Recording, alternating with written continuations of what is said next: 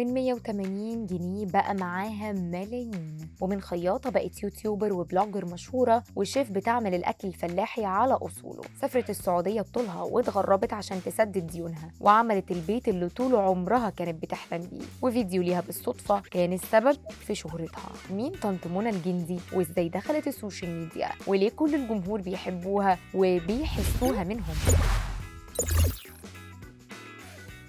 ازيكم يا ولاد؟ طنطكم منى شاطره قوي. بالكلمات دي بتبدا طنط منى الجندي فيديوهاتها على السوشيال ميديا، واللي بقت قريبه من الجمهور وبيحسوها واحده منهم، وبطريقتها البسيطه وعيشتها الابسط دخلت قلوب الصغير قبل الكبير. وما بقتش طنط منى الجندي البلوجر المشهوره وصاحبه الوصفات الشهيره من فراغ، وورا الضحكه دي سنين تعب كتير جدا. كان امنيه حياتها تعمل بيت زي اللي عايشه فيه دلوقتي. طنط منى كانت على قد حالها خالص من وهي في بيت ابوها، عانت كتير من ضيق الحال لدرجة إنها فكرت تسيب المدرسة وهي في إعدادي عشان تشتغل وتساعد والدتها في المصاريف، لأن والدها كان تعبان لفترة كبيرة وكان طريح الفراش. ولكن أمها رفضت وصممت إنها لازم تاخد الدبلوم وبعدها يحلها بقى الحلال من عنده. أغنية كتاب حياتي يا عين متفصلة عليها، وقالت إنها كل ما بتسمعها بتحس إنها مكتوبة لها وعن حياتها. طنط منى قالت إنها اتربت في أسرة فقيرة جدا، وعندها 7 إخوات من الأب كلهم مراكز كبيرة وعايشين في القاهرة، ولكن هي عايشة في الأرياف.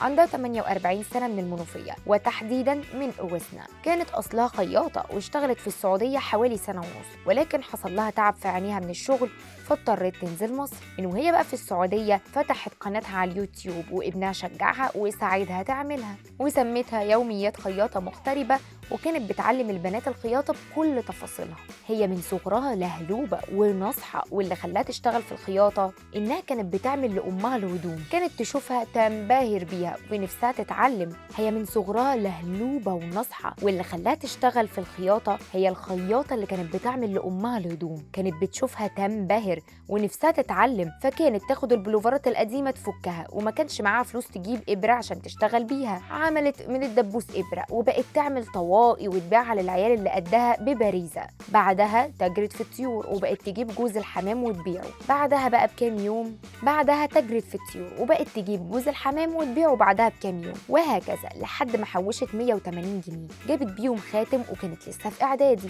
ولما خلصت الدبلوم باعت الخاتم وجابت مكنه خياطه مستعمله، واتشهرت في قريتها وبقت الاشياء معدن معاها. اتجوزت بقى منى وخلفت 4. كان نفسها تعيش في البيت اللي هي عايشه فيه دلوقتي وتبني لعيالها بيت جديد، ولكن حالتها كانت صعبه جدا، خاصه انها جوزت بنتها وصرفت كل اللي معاها، لكن بنت البيت واتدينت ب 150 ألف جنيه، وصممت إن هي لازم تسدد الدين ده. طنط منى من 3 سنين من بناهم للبيت كانت في مكتب سفريات بتقدم ورق إنها عاوزة تسافر السعودية تشتغل خياطة هناك، وسبحان الله جالها الشغل في الوقت المناسب. سافرت لوحدها رغم إن جوزها الأستاذ محمد زي ما بتناديه كان رافض، وفعلا اشتغلت وسددت ديونها لحد ما حصل اللي حصل لها في السعودية ونزلت مصر. بعدها بقى بفترة ظهرت في برنامج في ماسبيرو، واليوم ده كان نقطة التحول في حياتها. طنط منى كانت جعانة، طلبت من ابنها ان هم ياكلوا، خدها وراحوا مطعم على النيل، طلبوا بيتزا وصورت فيديو وهم بياكلوا، وبقت